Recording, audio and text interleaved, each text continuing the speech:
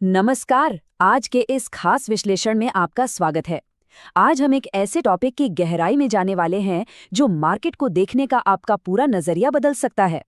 आज हमारा फोकस इस बात पर होगा कि बड़े संस्थान यानी स्मार्ट मनी मार्केट में कीमतों को कैसे चलाते हैं और लिक्विडिटी ग्रैब नाम की ये घटना हर रोज चार्ट्स पर कैसे छाई रहती है। यकीन मानिए, इस कॉन्सेप्ट को समझना आपके ट्रेडिंग के सफर के लिए एक असली गेम चेंजर साबित हो सकता है। तो चलिए बिना किसी देरी के शुरू करते हैं। अब मार्केट में हम सबके साथ एक चीज अक्सर होती है ना। आपने बहुत सोच समझकर एक परफेक्ट ट्रेड लिया, बड़े ध्यान से एक सुरक्षित जगह पर अपना स्टॉप लॉस सेट किया और फिर अचानक से कीमत तेजी से नीचे आती है, आपका स्टॉप लॉस हिट करती है और आपको ट्रेड से बाहर निकाल देती है। और सबसे ज्यादा गुस्सा तब आता है जब ठीक उसी पल मार्केट वापस उसी दिशा में रॉकेट की तरह उड़ जाता है जिसकी आपने भविष्यवाणी की थी। इसे देखकर अक्सर ऐसा लगता है जैसे कोई जानबूझकर हमारे पीछे पड़ा है, कोई साजिश चल रही है।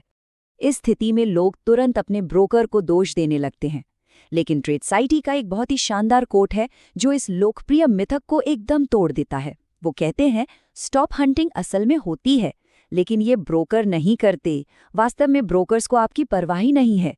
जी हाँ, एक भरोसेमंद ब्रोकर आपके स्टॉप लॉस को हंट नहीं कर रहा है। तो फिर ये खेल कौन खेल रहा है? सच्चाई थोड़ी कड़वी है लेकिन बिल्कुल स्पष्ट है। मार्केट के कुछ बहुत बड़े खिलाड़ी हैं, जैसे बड़े बैंक्स और हेज फंड्स। इन्हें स्मार्ट मनी कहा जाता है। अब इन्हें ट्रेड करने के लिए भारी मात्रा में पोजीशंस बनानी होती हैं। ये हमारी और आपकी तरह एक क्लिक में ट्रेड नहीं ले सकते, क्योंकि ऐसा करने से कीमत में बहुत बड़ा स्लिपेज आ जाएगा और उनका अपना ही नुकसान होगा। इसलिए अपने इन विशाल ऑर्डर्स को भरने के लिए उन्हें रिटेल ट्रेडर्स के एकत्रित स्टॉप लॉस ऑर्डर्स की जरूरत होती है। यही स्टॉप लॉस ऑर्डर्स उनके लिए लिक्विडिटी का काम करते हैं। तो आज के इस विश्लेषण में हम इस पूरी प्रक्रिया को डिकोड करेंगे। हम इन 5 चीजों पर बात करेंगे। पहला, स्टॉप हंटिंग का भ्रम। दूसरा, लिक्विडिटी ग्रैब आखिर है क्या। तीसरा, स्मार्ट मनी कैसे काम करती है। चौथा, हाई बनाम लो लिक्विडिटी वाले मार्केट्स। और अंत में इन ट्रैप से बचने की सबसे असरदार रणनीतियां।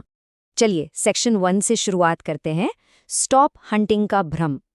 चार्ट्स पर जो कुछ भी अजीब लगता है वो हमेशा साजिश नहीं होती।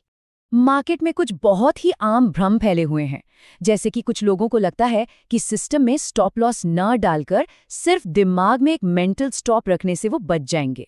लेकिन सच तो ये है कि इसका कोई तकनीकी फायदा नहीं है। स्पाइक्स इतने तेज होते हैं कि आप हाथ से ट्रेड काट ही नहीं पाएंगे। और दूसरी बात, जो बहुत ही स्पष्ट सपोर्ट और रेजिस्टेंस लेवल्स होते हैं, क्या वो सुरक्षित हैं? बिल्कुल नहीं। ये सबसे बड़ा भ्रम है। वास्तव में जो लेवल्स जितने ज्यादा साफ दिखते हैं वो बड़े खिलाड़ियों के लिए उतने ही बड़े ट्रैप यानी जाल का काम करते हैं। तो फिर ये जाल दिखता कैसा है? ये हमें हमारे दूसरे सेक्शन पर लाता है, लिक्विडिटी ग्रैब को परिभाषित करना। आसान शब्दों में कहें तो लिक्विडिटी ग्रैब जानबूझकर किया गया एक छोटा सा और तेज पुश है। कीमत एक मुख्य हाई या लो को पार करती है, वहां मौजूद स्टॉप लॉस ऑर्डर्स को ट्रिगर करके लिक्विडिटी सोखती है और फिर तेजी से वापस अपनी पुरानी रेंज में लौट आती है। ये कोई साजिश नहीं है, बस एक मैकेनिकल प्रोसेस है। और इसे चार्ट पर पहचानने का सबसे अच्छा तरीका है एक लंबी कैंडलस्टिक विक। ये बिल्कुल एक स्प्रिंग की तरह काम करता है जो दबते ही वापस उछल जाता है। अब ट्रेडिंग कम्युनिटी में सबसे बड़ी उलझन क्या होती है? क्या लेवल सच में टूट गया है या ये सिर्फ एक झांसा था? इस तुलना को देखिए। बाईं ओर जो आप देख रहे हैं वो एक लिक्विडिटी ग्रैब है, एक बहुत ही तेज रिजेक्शन जहां कैंडल बस एक विक छोड़कर वापस आ जाती है। लेकिन दाएं ओर है ब्रेक ऑफ स्ट्रक्चर या BOS। इसमें कैंडल उस लेवल के पार पूरी तरह क्लोज होती है, जो मार्केट के ट्रेंड में एक पक्के और स्थायी बदलाव को दर्शाती है। इन दोनों के बीच का ये अंतर समझना सच में बहुत क्रूशल है। आगे बढ़ते हैं सेक्शन 3 की तरफ, स्मार्ट मनी के काम करने का तरीका। यहाँ आपको मार्केट को व्हेल और प्लैंकटन के नजरिए से देखना होगा। इस मार्केट में बड़े संस्थान व्हेल मछली की तरह हैं जिन्हें बहुत सारा खाना यानी लिक्विडिटी चाहिए, और रिटेल ट्रेडर्स प्लैंकटन हैं। कुछ खास जगह होती हैं जो इन व्हेल्स के लिए चुंबक बन जाती हैं। उदाहरण के लिए बड़े राउंड नंबर्स जैसे कि 1.3000 या 50,000। ऐसे लेवल्स पर ऑर्डर्स लगाना तो संस्थानों के लिए मुफ्त लिक्विडिटी उपलब्ध है का एक बड़ा सा चमकता हुआ नियॉन साइन बोर्ड टांगने जैसा है। इसी तरह इक्वल हाइज और लोज भी ऐसे पूल्स बनाते हैं जहां ढेरों स्टॉप लॉस एक ही जगह पर जमा हो जाते हैं, और यही स्मार्ट मनी अपना खेल करती है। अब आते हैं हमारे चौथे सेक्शन पर, हाई बनाम लो लिक्विडिटी। तो क्या ये लिक्विडिटी ग्रैब हर एसेट और हर मार्केट में बिल्कुल एक जैसा ही होता है? बिल्कुल नहीं। अलग अलग मार्केट के स्ट्रक्चर को अगर आप देखें तो तस्वीर एकदम साफ हो जाती है। फॉरेक्स में लिक्विडिटी बहुत गहरी होती है, लेकिन दुनिया भर में फैली होती है, इसलिए यहाँ लिक्विडिटी ग्रैब्स थोड़े स्मूथ होते हैं। क्रिप्टो की बात करें तो वहाँ लिक्विडिटी कई एक्सचेंजों में बटी होती है, जिससे भारी स्लिपेज का जोखिम काफ़ी बढ़ जाता है और स्पाइक्स बहुत खतरनाक हो सकते हैं। वहीं स्टॉक्स एक ही एक्सचेंज पर ट्रेड होते हैं और उनके खुलने बंद होने का समय तय होता है, जिससे वहाँ गैप ओपनिंग का जोखिम काफ़ी अधिक होता है। तो इन मार्केट्स में ट्रेडिंग की वास्तविकताएं भी काफ़ी अलग होती हैं।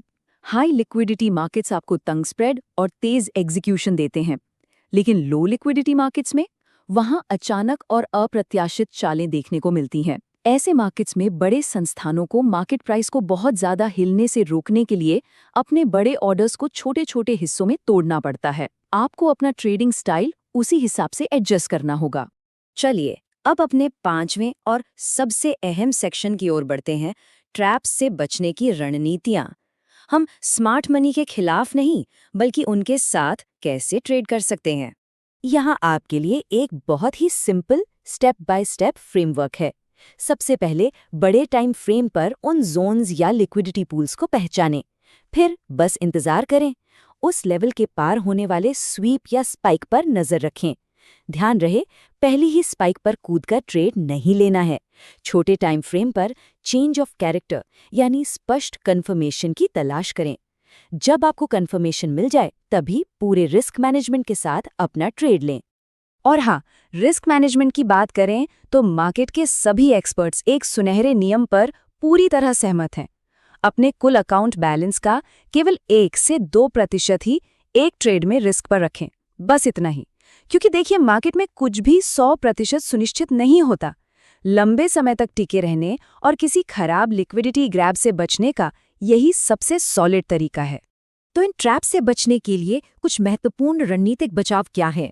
सबसे पहले, बहुत ही स्पष्ट और बड़े राउंड नंबर्स पर अपना स्टॉप लॉस लगाने से बचें, क्योंकि वहां सबसे ज्यादा भीड़ होती है। दूसरा, अपने स्टॉप लॉस में हमेशा स्प्रेड का मार्जिन और कुछ एक्स्ट्रा पिप्स जरूर जोड़ें। और सबसे जरूरी बात, हमेशा याद रखें, मार्केट में आपकी जो चाल सबसे अधिक अनुमानित यानी प्रिडिक्टेबल होती है, बड़े संस्थान हमेशा उसी का शिकार करते हैं। इस पूरे इकोसिस्टम को समझने के बाद एक बहुत ही गहरा सवाल सामने आता है। अगली बार जब आप चार्ट पर कोई बहुत बड़ा और स्पष्ट लेवल देखें तो खुद से ये जरूर पूछिएगा, क्या वहां रखे गए ऑर्डर्स स्मार्ट मनी के लिए कोई जाल बिछा रहे हैं या वे खुद उस जाल का शिकार बनने वाले हैं? इसी सवाल के साथ आज का ये विश्लेषण समाप्त होता है। सीखते रहिए और इस जानकारी का इस्तेमाल समझदारी से कीजिए।